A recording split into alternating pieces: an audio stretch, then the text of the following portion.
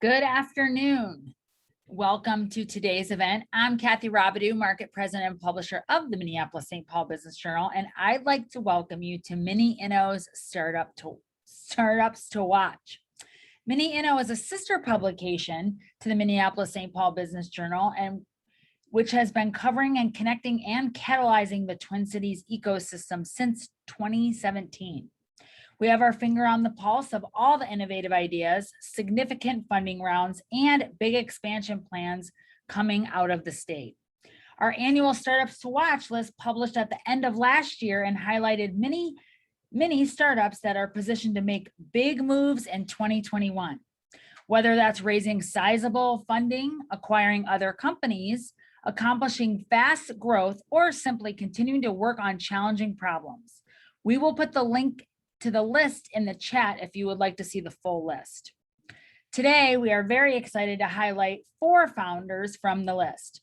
We will have a few minutes at the end of the event for audience Q&A. So if you have a question for our panelists, please click on the Q&A button on your screen and enter it at any time throughout today's discussion. Before we hear from today's speakers, I would like to thank our sponsor for today's event, Bridge Bank. Thank you, Bridge Bank, for sponsoring today. And now I would like to put you in much better hands for today's event and turn everything over to Carrigan Miller, our moderator for today. Carrigan is a reporter for the Minne Inno and the Minneapolis-St. Paul Business Journal. So please welcome Carrigan now and enjoy today's conversation. Take it away, Carrigan. Hi, good afternoon, everybody. Today, we will be speaking with 4 founders from across the Twin Cities. And one thing that I really like about this group is that everyone is tackling different problems, making different products, and working in different industries. So we have a really exciting panel. The one thing they have in common is they're all a lot of fun to speak with. So everyone, please come on board.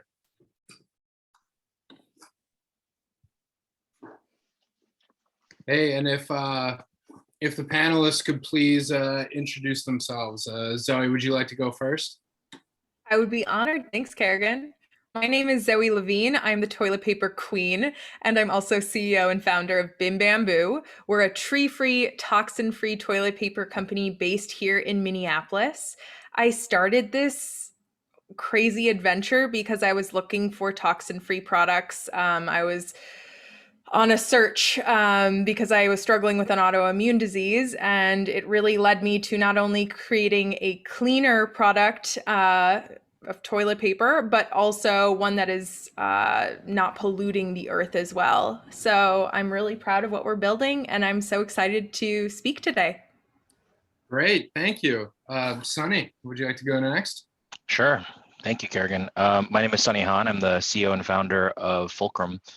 We're a manufacturing operating system specifically for small or medium manufacturers within the supply chain. Most people think that the stuff that we have, computers and cell phones and bicycles and cars, the stuff is made by the companies that design the product, but really almost all those components are made by smaller manufacturers scattered throughout the country and throughout the world. So unfortunately, a lot of the stuff that we use today is manufactured thousands of miles away. The system is super inefficient. It's really archaic. People communicate by fax, by email, by phone call, and we're really trying to upscale this foundational industry of manufacturing that will always need new things, and better new things that are cheaper and faster will help everybody. Great, thank you, Sunny. Liz, would you like to go next? Hi everyone, I'm Liz Giorgi. I'm the co-founder and CEO of Soona. Soona is on a mission to make the internet more beautiful by giving brands professional photo and video for less than the price of stock. And we do that 2 ways. We have innovative studio stores that you can walk into, including one of our very first ones here in Minneapolis. And we have pioneered something called a virtual photo shoot, where brands from all over the world can collaborate together in their browser with a photographer, see every single photo and video as it's created, and pay $39 for each photo, $93 for each video clip, and have it delivered in 24 hours. And I'm delighted to be here today. Thank you for having me. Very cool. Thank you, Liz. Max, certainly not last but not least. Thanks, Carrigan. Hey, everybody. My name is Max Bock-Aronson. I'm the co-founder and CEO of Breathe 99, and we're building a next-gen platform for community respiratory health. It's something that I've been working on for several years after I lived in Singapore and experienced acute air pollution for the first time. And our first product is the B2 mask, which is a lightweight industrial grade respirator that was named as one of Time's best inventions of 2020. So thanks for having me. Very cool. Thank you for all so much for being here. I'm really excited to speak with you. And I guess I'm going to start off with a question that maybe you've had before, but it's certainly top of mind for everybody. What's the biggest lesson you've learned from 2020? And how will you use that lesson in 2021? Max, would you like to start off? Probably the biggest lesson that I've learned in 2020, or that I learned in 2020, is that you won't get it 100% right the first time, and that you shouldn't, with anything, be it a product release or communication, even with your customers, and that it's important, especially when releasing a new product, that if you've done enough testing and you feel like you are at the point where you want to make the decision, but you don't necessarily know how, or you're feeling that fear or that anxiety of taking that step, usually there's a lot to be learned in just taking the step, and you kind of just continue to adapt and to iterate as you continue making those decisions. You'll never have 100% of the information, and don't let not having that sort of paralyze you. That's something that I experienced before 2020, was a lot of paralysis as it related to making those bigger choices. So, sure. That's great. Liz, what have you learned? Oh, I have learned that I can take over the world in my sweatpants. So you better watch out when I decide to put a real outfit on and go back out in the world. I mean, my God, what I accomplished from my spare bedroom in my leggings and sweats is incredible to me, because really what it's all about is collaboration and being open and willing to adapt and change when market forces require it. Soona did not have an online photo shoot experience in March when this process began. And my co-founder and my CTO and myself locked ourselves in our CTO's house for a week and said, we're going to figure out how to build a completely remote experience here in a little bubble quarantine. And we did exactly that, and relaunched a completely new version of our business last year that grew 400% in a very short amount of time. And so the fact that I was able to do that in a bubble in my spare bedroom is remarkable to me. And I think it's a lesson to so many entrepreneurs that we don't actually need a lot of the things that we think we need to be successful. We just need our innovation and our collaboration with smart people like us. Sure. I mean, I think everyone this year has had to make do with a little bit less. Sonny, what have you learned?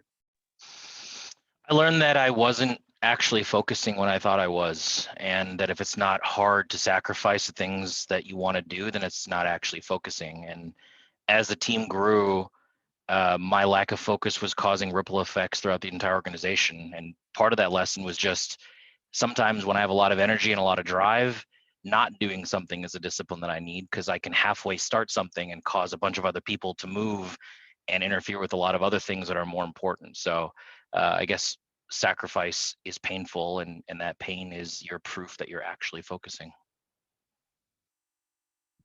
What did you have to not do this year? Oh my goodness, there's always new product ideas, right? New features that are cool. I think the best problems to have, the hardest ones, are to choose between two incredible features to build and really double down on one instead of doing 2 or 3 or 4 or 20 or 30 things mediocrely, right? A lot of it was just, as we expanded the team, the right lesson wasn't to go from 2 to 13 engineers and do 13 things instead of 2 things. It was to do 3 things really, really well. And that was really difficult, because my brain pattern was in working in parity one-on-one with each engineer and making product decisions. And as those teams scaled up, it was better for them to work with each other. It was better for them from a social standpoint, for them on a product standpoint. And really it was like, man, we have all these engineers. I can really open up all these channels, but I wasn't really able to get to any one of those 13 things well. And so there was at least 6 to 8 weeks of disaster that was all caused by me that I've found some discipline to be able to tamp down a bit. Wow. We'll have to circle back to that later on. Zoe, what's your big lesson from 2020? I think I could echo almost something from what every single one of these founders shared. But what really drives things home for me in 2020 and like big lessons learned was that there's no such thing as luck. There's just preparedness meeting opportunity. And for us, that was 900% revenue growth, which I wasn't expecting. I mean, similar probably to Max's company at Breathe 99, I was just like, oh my goodness, like, whoa, what we're making is in such tremendous demand. And that required a whole different kind of both shift in perspective, shift in strategy, and rolling with the punches. But like what Liz said really hits home, because I made the biggest business deals I may ever make in my career. Maybe. We'll see. It like weeding in my front yard. I was like out there like pulling dandelions, just being like, yep, we can do that. Okay, I'm gonna check on that truck. Let's see where that container is.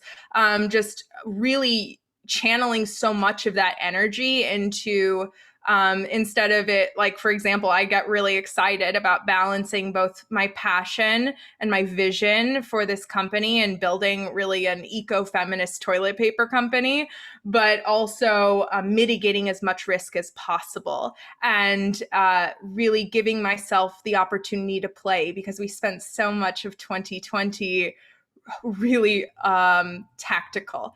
And so, for example, we're doing Flush the Patriarchy edition for Women's History Month and International Women's Day, which is a limited edition collection that is really like my love child, which is an ode to, the destruction of patriarchal systems. And it's like tongue in cheek, right? We know we can't destroy this with toilet paper, but it was the same thing with our Flush 2020 edition, which was a little bit of a play in like flushing the crappiest year ever down the toilet. And that really gives me life as a founder and helps recharge when we're really so focused on strategic growth. Sure. I love that.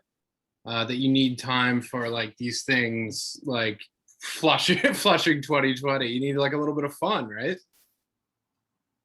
So the next question, and I'm going to direct this at Max to start off with, but anyone who wants to can totally chime in. But what does the new normal look like, after COVID? And I mean, this in a narrow way is how long are we going to be wearing masks outside? But obviously there are broader implications. So Max, please take it away. Yeah. Well, this is probably the core question for our business right now. And I'd be lying to you if I told you that I have a clearer picture of this than anybody else. I mean, I think that there's a lot of speculation and a lot of uncertainty. But what I can say is based on, the conversations that we've had with thought leaders and leading epidemiologists and some of the data that we're seeing behind the scenes on vaccination efficacy longer term, and how antibodies collect within how long the antibodies stay within your body, both after infection and after even vaccination. It's pointing to the need for boosters, and this is especially true with the variants starting to dominate more. So bringing it back to the second part of the question, I think realistically in the US, we'll probably be wearing masks in public spaces. There will be some sort of mask mandate in more liberal in more liberal states, at least probably through the summer, but that once early fall starts coming around, I do expect those to start lifting in certain contexts, at least. I do expect that most of the events that we all love will come back this summer in some capacity. So baseball, for example, I would expect, especially in outdoor stadiums, I would expect them to maybe start the regular season, around 50% or something like that. Or I could even see like Soundset as an example. I haven't seen any official correspondence from them, but I wouldn't be surprised if they do something. It's a little bit stripped back. People are required to wear masks, but they still do that. So that's a sort of a semblance of normalcy, and then I do think that one of the maybe silver linings that we're going to get from the pandemic is that these increased public health practices actually have like really significant health implications beyond COVID-19. I mean, for example, at this time last year, I think it was over like 250 children had died from the flu. And this year it's one. And that's only kids under the age of 5. And so I think that we will see masking as a more common trend. It won't be nearly as prevalent as it is right now. But during flu season, air travel, and certainly during wildfire events, just the public understanding of masking being important for public health has definitely expanded as a result. So. Sure, that's great. Thank you. I mean, Liz, you're, I believe, the only founder here who has storefronts. Why are your storefronts going to be different moving forward? Yeah, our storefronts were a major question for us for most of 2020 because there is such a public safety element to having storefronts. The decision that we've made as a business is to continue to focus building out our virtual shoot experience, and we're going to make some investments actually in some warehousing here in the Twin Cities to actually support our virtual shoot growth even more. But we're fully committed to the stores that we do have. So the stores that we have in Austin, Denver, and in Minneapolis will continue to exist, in part because we know that customers love having that moment of experience, that touch point with a local brand. And in the future, we can imagine seeing maybe more short-term pop-ups or short-term retail locations that allow us to enter into a particular market and grow brand recognition. One of the things that we were able to do in this pandemic that has meant a lot to us is we were able to refactor our storefronts into free headshot centers when we were only allowed to let one photographer and one customer in at a time during the tightest restriction period. So those folks who wanted to get a headshot for a new job or who were trying to attract a new role because they recently got laid off, we've shot over 3,000 headshots in 5 months in our 3 locations. And to me, that just speaks to the value of being part of a community and the value of being part of what your community needs to feel like they're going to get back on their feet, especially as we come out of this pandemic. Definitely. Sunny, what's the new normal look like, both with Fulcrum and also obviously with the manufacturers that you work with? We've actually gone the opposite direction, ironically. I started the company out as a remote first company. It was just me and a single desk at Coco, even when we were 10 employees. So we've actually hired the majority of our new headcount here in Minneapolis. So we're staggering here in the office just to have a little bit of face time and trying to stay safe. But from a manufacturing side, there was certainly a lot of spotty reduction in production all over the country. But I think what we're seeing right now is an unexpected return of certain types of production. So smaller manufacturers or designers that maybe had a successful Kickstarter, instead of sourcing from China, were able to source from excess capacity that was here in the US. There are people that were drop shipping, a lot of drop shipping businesses that were buying things in bulk from China, couldn't get stuff and had to resort to building it themselves, realized there was more margin in that and now have become manufacturers. So I think what we're seeing is a lot of unexpected new businesses and a lot of unexpected growth. I don't know how that's going to continue. I know that from a consumer goods standpoint, all signs are pointing to the fact that there's a huge glut of like buyer demand that's going to come out after things blow over and people feel a lot safer. And I think even now, even with an upscale in production, we're really not ready to handle that here in the US. And my hope is that this is a wedge to try to localize manufacturing. And it's not about like the US versus China or any sort of like international type of consideration. It's just, it doesn't make sense to ship wood from Canada to China to manufacture stuff and then ship it right back here to consume it. So we have the technology to do things different. And what's really helped us through this transition is that people are now much less scared of the cloud, much less scared of working remotely, much less scared of their employees working remotely, which has opened up a completely new world for manufacturing here. So that change, I think, will be permanent. There's too much advantage for it not to be permanent. But the stress on the supply chain here in the US is only going to continue. So I think there's going to be some things that break. Those of you who've tried to buy like PlayStations or video cards and things like that have felt it already, but I think it's going to hit other areas of the market too. Yeah, we are going to circle right back to this actually. But Zoe, what does the new normal look like in 2021? Gosh, I hope it's better than 2020. For us, a lot of that is about reconnecting as a team. My first year as CEO, I haven't met some of the people that we've been working with in person ever. And I really look forward to throwing a banger of a summer party if possible and meeting all these like people that have helped me build this company.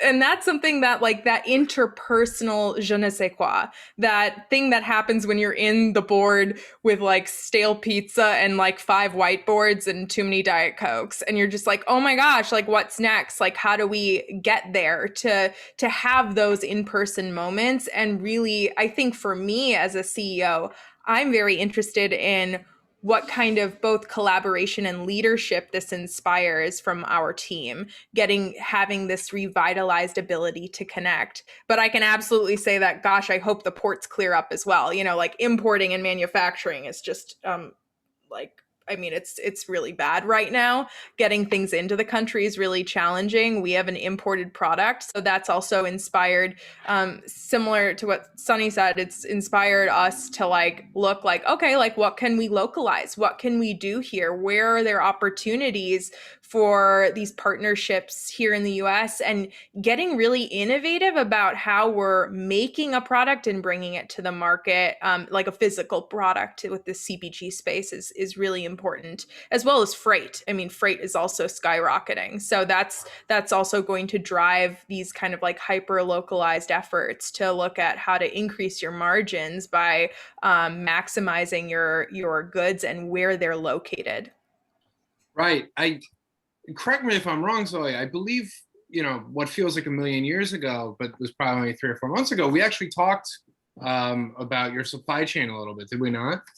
Yeah. We had a great time on the phone. I was pacing around my house back and forth. I was like, this is awesome. But yeah, it's just, our supply chain right now, we make our product in China and we import it here to the US. And then we send that product to distribution centers that distribute the product to amazing retailers like Whole Foods. Go buy some. Thanks. So like, that's how our product gets to stores. And there's a lot of it travels a lot of places, like, the places you'll roll if you're a toilet paper roll getting to a shelf. Of course, we have our D2C end as well, which is our e-com end. So that's like Amazon.com and, bimbamboopaper.com. But the majority of our sales is in the wholesale, working with retailers. Right. Sunny, right back to you. How is the supply chain of all sorts of companies throughout the United States going to change? We've seen, like, I do a feature every year on Kickstarter campaigns. And every they make all these board games on Kickstarter, and everyone said, we've had this game sitting on a boat in some port 3,000 miles away for months. And everyone's getting mad, but there's nothing they can do about it. How's that going to change? I think one of the biggest problems right now is that it's probably difficult for Zoe to find somebody here distributed in the US to make the product that she wants at a comparable cost. And I think that's a discoverability problem, not a capacity problem. There are people, they just maybe don't have websites. They're working primarily with International Paper Company or with other companies like that. And I think as we continue to go forward, just like everything else, like the stock market, like the internet, what's going to continue to happen everywhere is the number of steps between the person who's designing the product and the person who's making it is going to shrink. And we're already seeing that, right? We're seeing that with Shopify and shrinking the number of steps between product manufacturing and getting it into the hands of the consumer. And that level of efficiency needs technology to drive it forward, but it's going to happen no matter what, whether it happens in 100 years or 10 years or 1 year. I think this will accelerate it, but we're already seeing it happen, and we're going to continue to see that happen. I think that there's a lot of fear on the manufacturer side of working with a new customer. Am I going to get paid? Am I going to get paid on time? What do these cash conversion cycles look like? Like, what can I even make this? Like, there's a certain decorum that you get dealing with a large, like a Pentair or something like that, and you know how to work with them. So there's almost like a cultural connection that needs to be made between different people within that supply chain.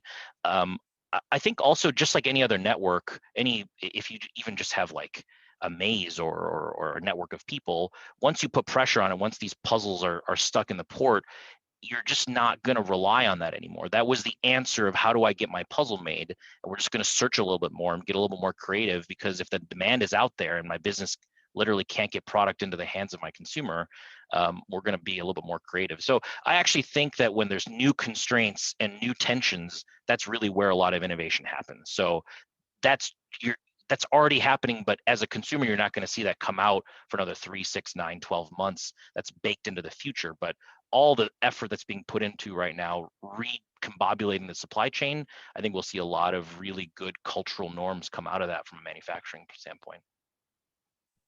Sure. Max, what's changed on your end? Where do you make your masks? So we work with several contract manufacturers for different components of our product. And all of those groups are in the United States. Most of them are in the Twin Cities area. We do work with one group in North Carolina that makes our new 3D knit overlays, which can significantly reduces the amount of like textile waste that we produce. Not only is the yarn 70% post-consumer recycled waste, but also it's a generative process. You're not cutting the material out of like a bolt of larger fabric and creating waste from what you're not using. So it's a great process, and they're in North Carolina. But yeah, I mean, working with contract manufacturers only in the US has had a huge, I'm trying to figure out the way to say this delicately. We would have probably, had we put all of our eggs in the basket of manufacturing in China, I think our business probably would have failed because of all of the disruptions that ended up taking place, especially at the beginning of the pandemic, and especially in the filter media context. There were so many regulations and restrictions about how that material could be moved across international borders that I think we probably would have had to refund everybody that backed our Kickstarter campaign in April of 2020. So it was a really, of course, our costs are higher as a result of working with local manufacturers, but there are other sort of intangible benefits, and we definitely hear from our customers that they like that we're making everything locally, and it has the added benefit of having a lower carbon footprint as well, just because the goods don't need to travel as far. So I definitely agree with what Sunny is saying, that like for us, we wouldn't have been able to succeed had we gone what has been the more traditional route for the last decade or two. So that's our story, at least. Liz, how's your supply chain been impacted, if at all? I was making a joke the other day that I've never spoken about packages so much in my entire life as I have the last 60 days. No, in all reality, you know, building a virtualized experience for Soona means that we now have our customers ship their products to our warehouse, so then we can have a virtual shoot experience with them online. And the reverse logistics aspect of our business, of having to get products from all over the country from a variety of different customers that are of the wildest variety of sizes. When I tell you we are intaking refrigerators, lawnmowers, and also, you know, small cosmetics products in the same day, that is the reality that we are dealing with here at Soona at this moment. But, you know, these are the things that we've seen many other businesses that are really in this reverse logistics space struggle this year because of delays to USPS, FedEx, and UPS. And so it goes both ways, right? It's not just shipping to the customer, it's shipping between businesses. It's those challenges as well. The thing that I have really tried to hone in on with my leadership team, and it's kind of the advice that I'm giving to every founder right now, is don't always try to find the perfect solution. Try to find the solution that's going to be best for the moment. You know, we are all going to be changing our businesses again, I believe, in the next 60 days, the next 6 months. And sometimes the perfect solution is going to take way too long to execute. And as startups, we need to be nimble. We need to be reactive to what the market is doing. And so, yeah, you would be surprised. I spend a lot of time worrying about you know, whether or not we're going to lose packages in a storm in the middle of the country or whatever else. But we're learning new and exciting things all the time. Is that a hint of sarcasm in your exciting?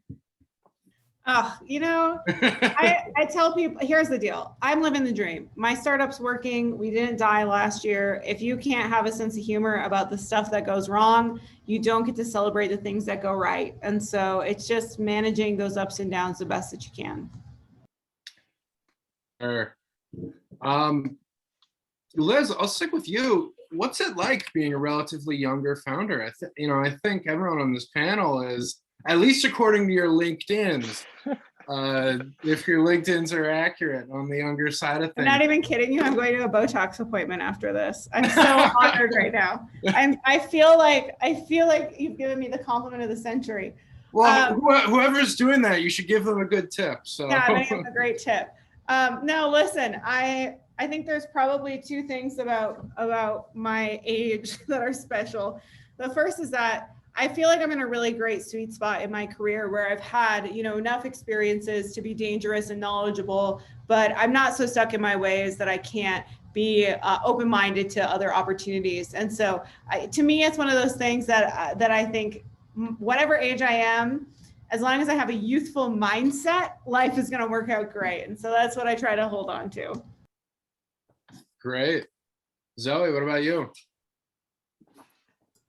I kind of feel like I don't know what I don't know here. Like, I don't know what it's like to be any older. And I don't know what that's going to bring to my experience as a leader, an innovator, or pioneer. All I know is that I'm like, okay, what do we need to get done? And my body can somehow do it. Like, I can sit through Zoom calls. I got the eyes for it. I got, like I have, I can get up and, push through this. And that, I think, is the biggest gift about being a younger founder, is you have both the naivety, of course, but you also have the gift of, like, hopefully your health on your side, because there's a lot of stress that goes into this. And both from I think this year, 2020 aged me more than I thought was possible. I was just like, wow, I got 17 years into one. Woo. But it was like, I keep a yoga mat in the office now, because sometimes you just got to stretch it out, because you're working endlessly, and that takes a toll on your physical body. And I think that's something, as a younger founder, I can imagine I am better set up now than I will be at 50 for that experience, I hope. Sonny, what about you? I certainly don't feel young. A lot of the newer employees that we hired use some jargon and slang that I don't understand. They listen to music that I don't get. I really would not classify myself as feeling young, at least in our company. But overall, I would say that compared to the manufacturing industry, certainly on the younger side. And the benefit is that I'm more aligned and poised to understand the kind of the cultural expectations from the newer generation taking over generational manufacturing companies and newer companies that are starting off and think from a tech first standpoint. I think that being maybe a shout out to Minnesota is that without the University of Minnesota, my mom was a graduate student there, and I learned to code when I was 7 and 8 years old, just hanging out. That's just a thing that I lucked into. So I got exposed to technology at a really young age because of that, just because we existed here, right? That's a lottery ticket that I won. So trying to hang on to that type of spirit. I certainly don't have the sitting in front of my computer for 23 hours straight that I did when I was 21, but still, am very thankful that I have my health and have the ability to persevere through a lot of challenges that potentially I wouldn't be able to if I was 80 years old. So.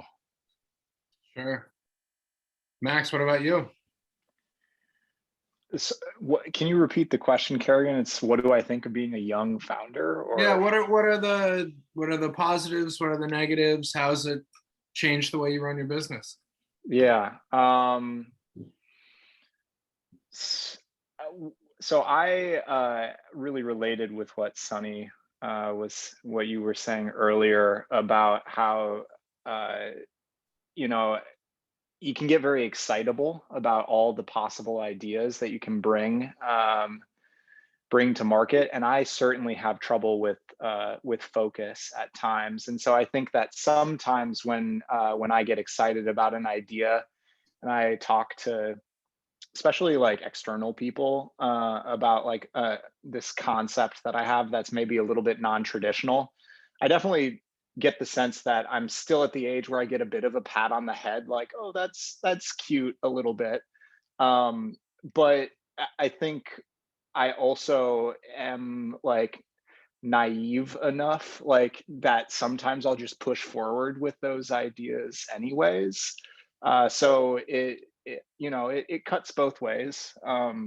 And I have a lot to learn still, and I always have a student's mentality like that. I'm just a curious person that wants to learn more. And so bringing it full circle back to Liz's point is I feel like it really is just how you approach your work that matters at the end of the day, not so much how old you actually are. So. Sure. And by the way, for the audience, if you'd like to ask any of our wonderful panelists a question, Q&A should be on the bottom of your screen, and I'd love to ask your questions. But I will follow up with a question that I wrote, which is a lot of you, I mean, Max, you guys ran this Kickstarter campaign. How does social media and things like Kickstarter, Indiegogo, these more community-driven sites, how have they helped your company?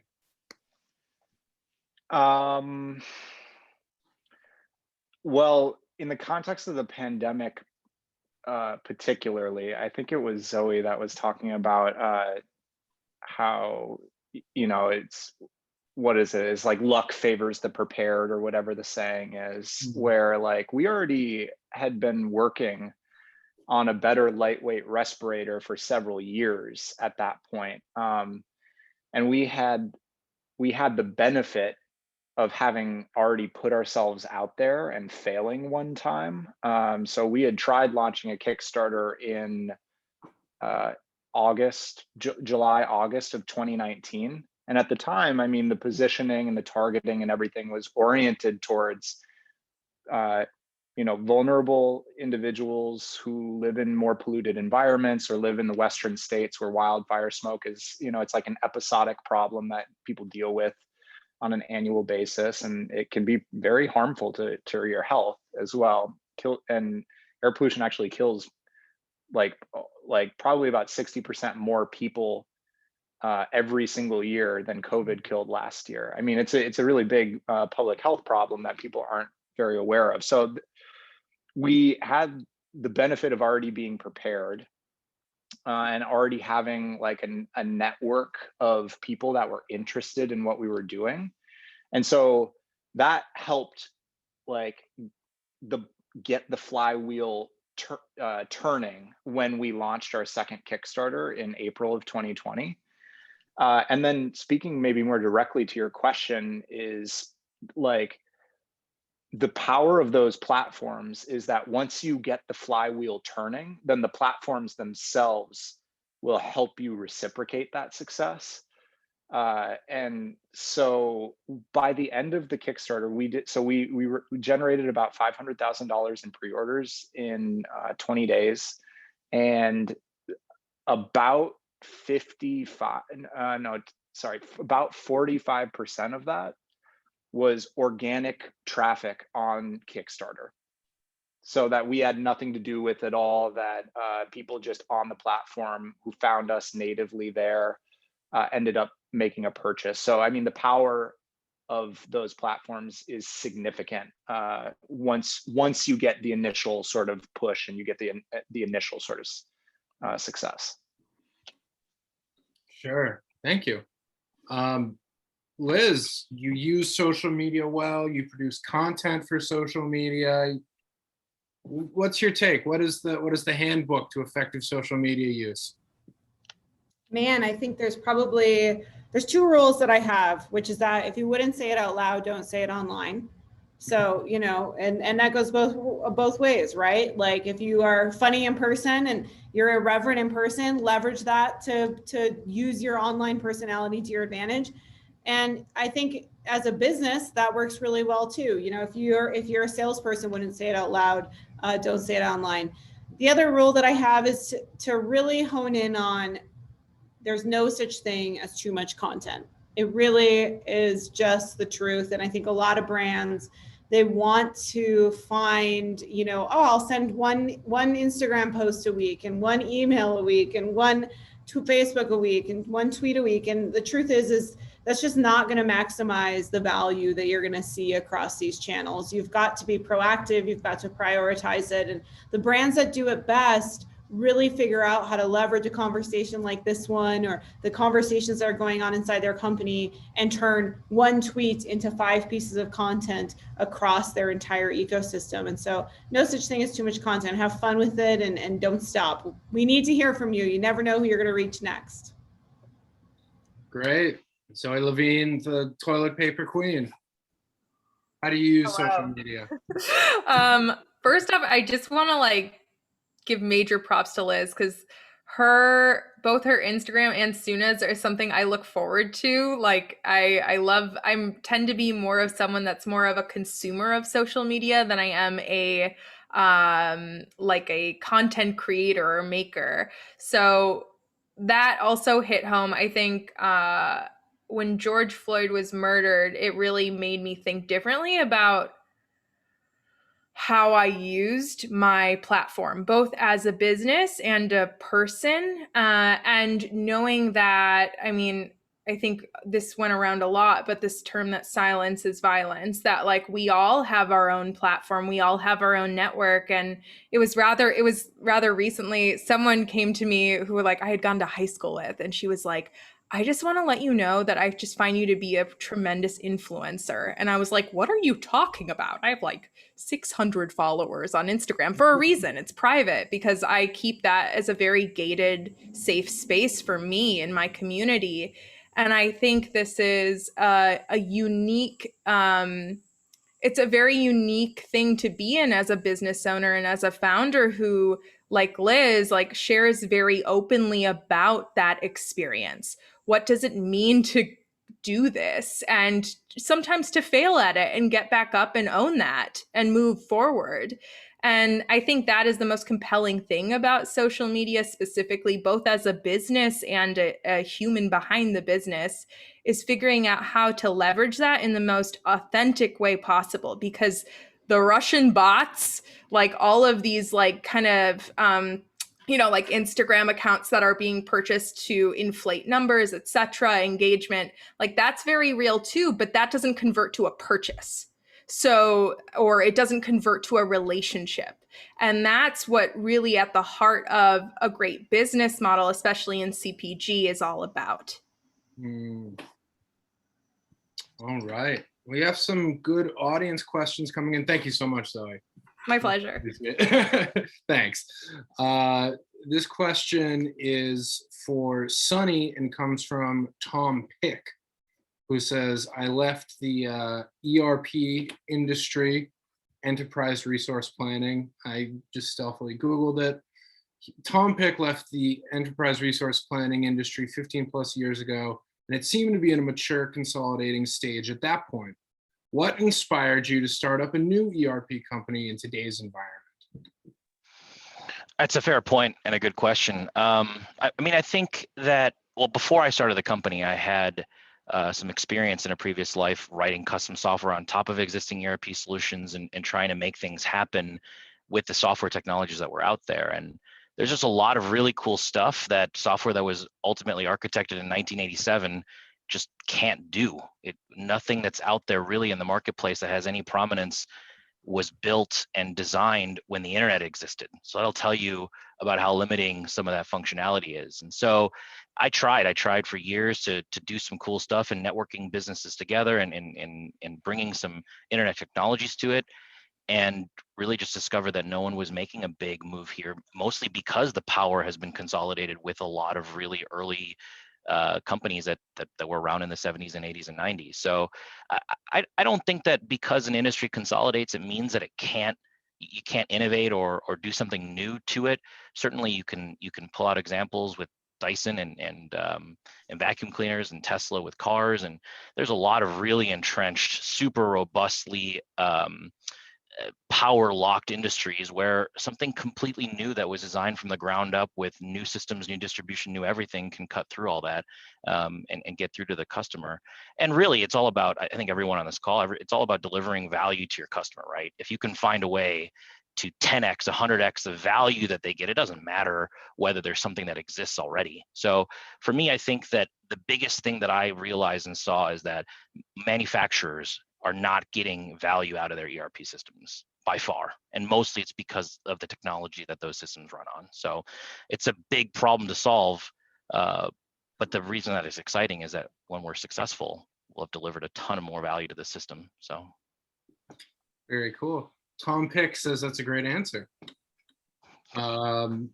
Here's another question from Kevin Salmon. Loaded question, as I am in commercial real estate. As companies that are getting started and trying to build a culture, how do you view the use or lack thereof of traditional office space in the future of your business in a post-COVID world? And I actually just wrote an article about this, so I'm also interested in hearing what you guys have to say. I have some good stuff to say on this one. Let's start with you. Yeah, we're going through the process of, we're about to make a really exciting announcement very soon here, but we believe we're going to probably double the size of our engineering team in the Twin Cities by the end of the year, or by the end of 2021. And so we really want to make sure that we're creating a localized space for our product and engineering team here specifically. And I been in leadership meetings all of the last 2 weeks discussing how important space is going to be, but really how space is not going to be about having cubicles and offices and places where people sort of report in and report out, but instead how the need for space is going to be so much more about collaboration and conversation and experimentation and laboratory environments where we can try new things and do research and development together. And so I think space is going to necessarily evolve into productive work environments as opposed to clock in, clock out desks that we have all sort of felt reported to prior to the pandemic. And I'm grateful for that. I'm excited about that. I love having space to myself here in my office to get work done, but the real value of the office, the real thing I miss about office life is the collaboration time that I got with brilliant people on my team. Mm-hmm. Zoe, what about you? Not sure how much more I can add to Liz's absolutely eloquent explanation there. And I saw a lot of us nodding our heads because I started my career in an ad agency, and in the ad agency, we had this place called the War Room, and the War Room had a big table in the center, and it was lined, every wall was lined with a whiteboard, and you could go in there and model out ideas and have these big discussions. And that's really what I'm missing. And I know it's what my team is missing. And it's kind of that, I spoke to this earlier, the je ne sais quoi that happens when great minds come together in physical space and time and share these very unique experiences of creation. Not that it can't happen outside in these digital environments, but there is something unique being a human in that, connecting with other humans in that way. And for us, looking at a hybrid model, having unique spaces set up for us to create. We're personally looking at building more production and workshop space so we can really dive right into that R&D process further, and also do more in-house production. So that's really fun for us. And I think it also speaks to Sunny's point around the localization and really using space to fit the market need as well and bringing that value to your customers. Sure. I guess I ought to ask, Zoe, what is your current the Bim Bam Boo setup? Where are you guys working out of? I am from in home, an I office imagine now, but yeah, I'm in my office here in we're in the North Loop, and I think we're at about like a 2,000 square foot space here in an old building. We're on the 5th floor, so we actually schlep all of our toilet paper that we bring up to do our like artisan runs, our limited edition runs. We like schlep it up a very old, very rickety, questionable freight elevator. We drag, which is dropped by pallet at the back of our building, which is like the alley of Sex World. So it's really a fun and sparkly, engaging process that we utilize the space for. But for us, it works at this stage of the business. But we're actively kind of toying with the idea of expanding. Very cool. I will have to check in with you later about that. I'm gonna set a Google Calendar alert. Please do, Carrigan. Max, what is Breathe 99's current situation, and where do you think you'll go in terms of space? It's a great question. So part of what's unique about our team is that we're very international. So our director of operations lives in Montreal, and our customer success manager lives in Toronto, and then our marketing guru lives in London. And so I think that, and we're a very small team right now. The only other, the two other people on the team, one is in Chicago, and then one is in Minneapolis. So we're very spread out right now. And frankly, we kind of came together in the context of the pandemic. This is something that me and my co-founder had been working on previously, but he lives in Chicago, and it's not too difficult to coordinate between two people at a distance. But everybody else who joined the team came in basically in April or in May, and so we've been built remotely, and there hasn't been a definitive sort of conversation about when we would try to move into a space, but we have discussed how having a space would be great, especially considering the fact that, as Zoe pointed out, I haven't met several of these people in person ever, and we built this company together, and it's kind of a shame that that's the case. And so it's something that we want to change and that we'd like to, but there's some logistical challenges with the international team and different things like that. So we will see. We would probably be remote for most of 2021, but. Sure. How have you built culture in the absence of the physical space? Well, I mean, just today we surprised one of our team members. She is the mastermind behind the fabric overlay. She's a soft goods designer and has done some really incredible work, for us, but also, I mean, she did like a design internship with NASA and worked at the Human Dimensioning Lab and everything like that. And it was her birthday today. And so we all hopped on to what she thought was going to be just our normal like newsletter review call. And instead we had a horrible rendition of Happy Birthday for her, and we blew out some candles and stuff like that. And so we do small things like that in an effort to try and make people feel feel like they're a part of a team and a part of a family. So it's just one example. Sure. Sonny, what's your real estate situation like now at Fulcrum, and what do you expect it to be moving forward? Right before the pandemic hit, we moved from Industrious to a space here downtown and saved some money, and gained a lot of space, but really haven't used it very much. I think for us, we're growing and probably going to have to need a larger space. But the only thing that I would say is I learned how choosing a building owner is as important as the space. Like if you look at our building, and I won't name any names, but you can just point it out, by 90% of all the restaurants here have closed because the building's just been completely unwilling to negotiate with anybody and put businesses out of business. And I think that knowing that you want to find a building that understands what you're trying to do, that you're trying to create a collaborative space, that you want to have a community, and I think downtown is a resource that I want to exist. Like I don't want downtown to die. Like I think that it's important for Minneapolis. I think it's important for creative jobs specifically to have a place to live, like everybody said. So yeah, I think that for us, it's very likely that we'll find a new space, and whatever that space is, we'll want a building owner that shares some of our values, and we'll try to create that space for what everybody here has said is collaboration. It's you can sit on a Zoom call for 6 hours and work on a problem, but being able to get up, get a drink, and still talk to people and like walk around, write things, and not disappear off camera or look like you're looking at just your neck when you're moving your phone around or whatever it may be, or just standing next to each other and writing on a whiteboard together.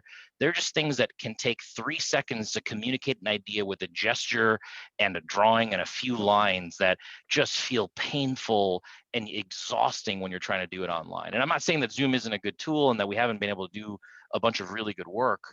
But if we need to just fly someone in and work for a weekend on a really big problem that might put our business out of business or might improve the value for our customers a ton or something, I don't know what it might be, but just having that tool available is going to be really valuable for us. So definitely.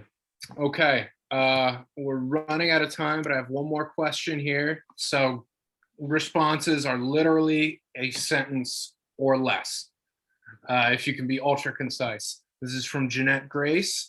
For those of you who have grown your teams, what leadership challenges have been the most difficult? Zoe? I'm putting you guys on the spot. This is cruel of me, but. Making someone feel cherished, valued, and welcomed from day one through their first year with the company in a virtual environment. Perfect. Liz? 100%. It's the onboarding to the culture of the company without the ability to give them a cultural welcoming that isn't a crappy video call. Yep. Sonny? I mean, I feel like we're all saying the same thing, but just having, like, when you're in an office together, you have that passive understanding of what the culture is that you don't have to say, and you might not even know how to say it because it can't be said. It's just a feeling, right? And being able to reproduce that online or through phone calls, through extra work, and encouraging people to ask questions and encouraging people to reach out, even if people aren't asking questions, just to connect on a social level. I think a lot of people who are now adjusting to working from home feel guilty spending time socializing or whatever, whereas if they were in an office, they might just do that organically. And building time in for, we have 30% time in our engineering core. For 30% of their time, they can work on whatever they want. And they're very social about it. They work with each other. And I think things like that, just making sure you're creating a cybernetic brain where everybody's connecting together, anything you can do to do that has been the biggest challenge. Sure. Max, what's the biggest leadership challenge you faced as you've grown your team? Building the plane while flying it. yeah, I mean, there were no systems at all before April, and we were disorganized. So, All right. Thank you for so much for joining me. You guys are absolute rock stars of Thank you, Carrigan, for your respective startups. thanks, Carrigan. Way to go, Carrigan. Woo! Woo! Thanks, everyone. I promise Thanks, not everybody. to misspell Zoe Levine's name in this write-up. And when that comes out, have We got it. Have a wonderful rest of your day and a wonderful day, guys. Awesome rest of 2021, right? Heck yeah, let's That's do right. it. Yeah, we're gonna kill it. If anyone watching wants to engage with us, please make sure to sign up for the Beat newsletter. We will put the direct link into the chat, and we will have a wrap-up article forthcoming. Thank you all so much for attending. Thank you once again to our wonderful guests, and everyone enjoy your evenings. Thanks, everybody.